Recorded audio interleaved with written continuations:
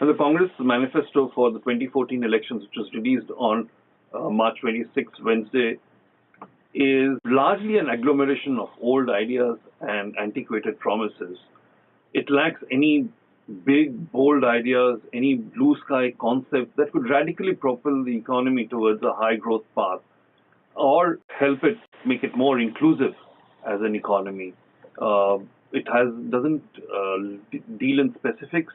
It has only generalities, and therefore is pretty much a replica of some of the older versions of manifestos. The Indian economy has three main challenges, and let's figure out how the Congress manifesto measures up to these three big challenges. The first challenge is the persistent and sticky inflation rate. Now, surprisingly and funnily enough, the Congress manifesto says that if we have to live with high growth, we have to reconcile ourselves to a situation of high inflation. Now that's very strange because it kind of accepts the fact that the Indian economy will remain a high inflation economy. It also lacks any specifics on how it will deal with food inflation, because it does talk about agriculture but doesn't deal specifically with how some of the intervening layers between the farmer and the consumers which add to the prices can be removed. Second is the problem of stagnation and sluggish investment growth. There is no mention of how Congress party, if it comes to power, how it plans to improve investment growth.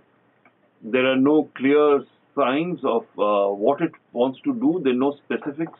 It does say that it wants to add 10 million jobs, but associated with that lofty target is the plan.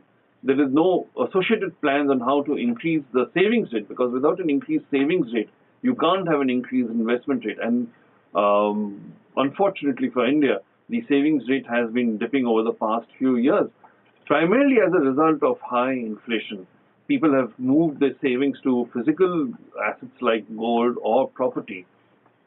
So there are no tangible ideas on how to improve the savings rate, which will then help them improve the investment rate.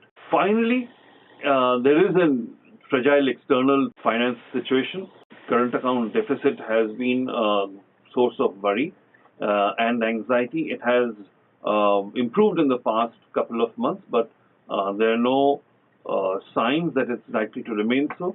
The manifesto again lacks any credible details on how the Congress party, if it comes to power, will bring in foreign investment through specific measures, through improved investment climate, through rules, through incentives, or through a friendly tax regime.